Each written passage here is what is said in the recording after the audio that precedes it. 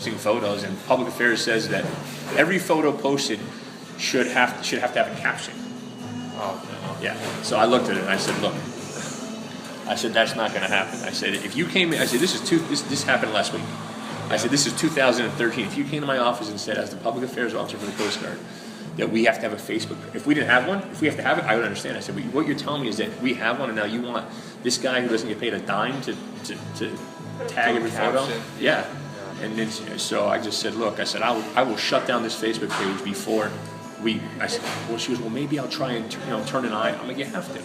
So there's just some, but as far as the everyday stuff, no, it's good. Just like I said, I think it's very good in, I remember back in the day, at Southern or at Albertus, or, if a reporter calls and they want to do a feature story on so-and-so, you're trying to track them down by, calling their, this is before cell phones, guys, that actually happened. You're calling their apartment and you can't find the guy. The Coast Guard guy, you email them, they're getting right back to you. And that's good. And if you tell them to be there at 3:15, they're going to be there at 3:12. Okay. That's it. Because they know if they show up, because their thing is if they show up on time, they're late. So you never have to worry about, I can remember stuff at Southern, the reporter's there in their office and so-and-so's supposed to be here. Where is, I don't know where we're in, it's just, that stuff doesn't happen. Yes, and again, they're all very, they're good mannered. They show respect to everybody, and there's no pumps. Sure, I didn't even think of that. Yeah, That it makes it easy. It does. Second page. All right, yeah. How would you describe your job? What are some of the challenges? What are some qualities that make it successful in SID? What type of skills do you need to do the job? I mean, you have to be a people person. You have to be able to,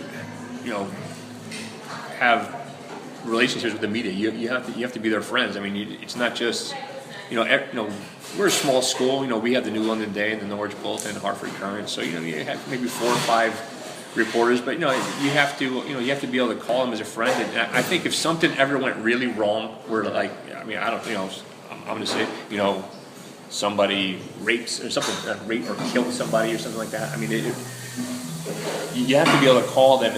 It happened while I was here. We had a football player accused of rape. So I called the local media and I said, look, this kid's being accused of this. I said, but I would prefer if you would just say Coast Guard cadet John Smith was accused, not Coast Guard football player. Yeah. Because they were calling me looking for a football headshot. I'm like, you're not going to get it. I'm like, you want to get the cadet headshot? I get that. But that was my thing. It's like, if you could keep the word football player out stuff like that, that's the thing. You don't want to say, hey, that was a long, drawn-out thing, and no, you have to be able to communicate with the coaches. You have to. I think the thing is, though, you have to be able to say no sometimes. I mean, and I've seen that a couple times where young people go in there and they're almost like they're afraid of the coach. And if you go in the first day and you let that coach walk all over you, it's not going to be pretty, right? I mean. Yeah. You have to be able to tell them no sometimes, but then I think when you tell them no, you have to tell them reason why. You can't just be like, no, I'm not going to do that.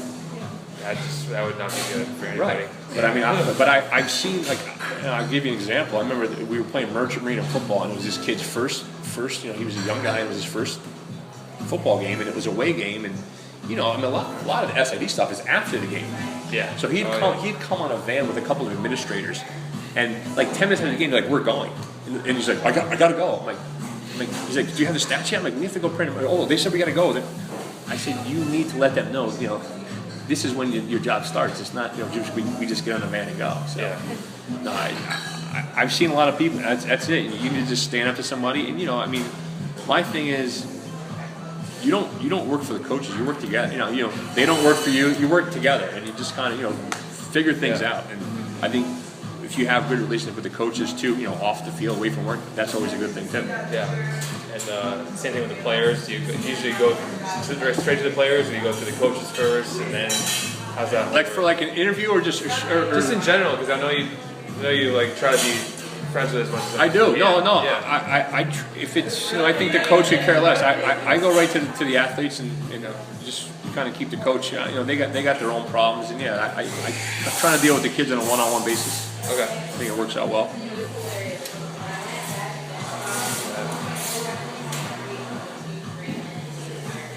What do you got for me, Beth? Got it. I got it. Okay. Because you're answering them all at like once Yeah. too, which is a good You're thing. doing a great job. No, Okay. still All right. doing good. Okay. Okay, so what kind of decisions do you make for the athletic department as far as like communications and stuff goes for getting media out? Like you said during the meetings, you always have to have something to say. But like, what is your role when it comes to? I think it's just to promote positive publicity for these guys. And it's funny because, you know, like these kids, they do amazing things over the summer. You know, a lot of kids. You know, I mean, you know.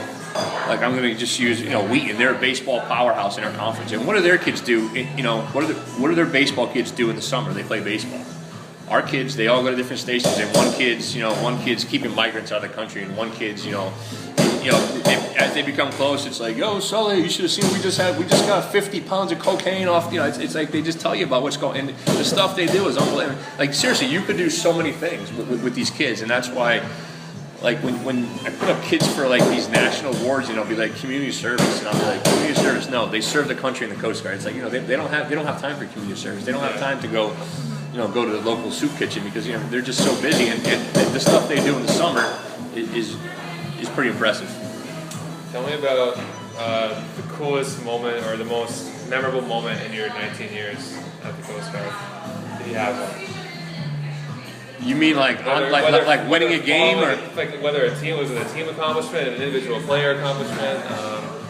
If one stands out for you. No, I remember 2007. Our basketball team, we were struggling. We were 2-10. We finished last in the league, but back in 2007, every team made this conference tournament. Okay. And we actually went out and won the conference tournament. And we went to the NCAAs for the first time since 1979, so everyone's pumped up. And that was a cool thing. And then the next year, a lot of the players were juniors. The next year was even better because we were finished like third, but we won the league again. And we actually went to the Elite Eight, which was the first time a Coast Guard team has ever gone to the Elite Eight. And we had the lead in the final seconds in the Elite Eight. And with like 2 seconds left, we fouled the kid, and he made. So we were like that far away from going to the Final Four. We ended up losing overtime, but that was pretty cool. That was, I mean, a lot of times, you know, fans don't show up for the games because they're so busy. But like for that like whole week, the whole court, they were into it. I mean, it was a pretty cool thing. Pack the place, Yeah, I mean, I understand it's a busy place, and you know what happens is athletes support athletes. So you know, at the basketball games, the baseball players will be there, you know, vice versa. But like for that 1 week, like everyone was into it, and it was pretty cool. Yeah, kind of like us with the hockey team. Yeah, exactly. That was huge. People start they get into a run, and you know, if you win, people want to come see you play. Yeah. As long as you're winning. Yeah.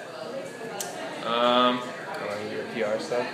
Well, is there any other groups that you're involved in right now, currently outside of Coast Guard? What kind of groups? Like the Connecticut Sun? Like Connecticut Sun or You're the like Final Four every year. Cosida? Yeah. I mean, I work for the Connecticut Sun during the summer, just doing home game media relations stuff. And I work for the National Association of Basketball Coaches, the NABC. The PR director for the NABC was the guy who I told you actually recruited me out of high school. He was the SAD of Southern. Yep. He's now the full-time PR guy, and at the Final Four, he has so many responsibilities. So he told them, look, if you're going to have me do all this stuff, I need to bring somebody in. So he asked if I'd be interested. So every week, every year for a week, I go out there. They take care of everything and give you tickets to the games. And it's cool. It's cool. It's fun. Yeah, I mean, I'm also a member of COSIDA and ECAC SIDA. Both ECAC SIDA is ECAC SIDA is more New England, and it's more like, you know, it's more small schools, like the 2s and 3s are there. Not many Division I show up, and I think that's good for young people if you're looking for jobs to go there and meet people. And Division I, COSIDA is more a Division I thing, but you know, there's a couple 2s and 3s spread in. But I think at the lower levels, you know, smaller schools, I think they allow, you know, professional development to go to one. I think a lot of them choose to go to ECAC SIDA. But at COSIDA, I've met a lot of Division I people, and it's fun. And we actually started our own group. You know, I think it's no surprise to people that know me that I like to have a good time. And so you would go to COSIDA at like 7 or 8 o'clock at night, you know, when all the programming is done. You know, it's like, what do we do now? And, you know, I think it's big to network and to meet people. So what you would have at COSIDA was you would have 10 groups of 10 all go in different places, and you're hanging out with people you know, so you're not meeting anybody. Yeah. So so we started this group, and we called it Young Posada because when we started, we were actually young. It was in 1998, and we just kind of we would set up places. Okay, tonight we're having a thing here, and within the last 10 years, we've actually done a big party every night, and we started like charity auction.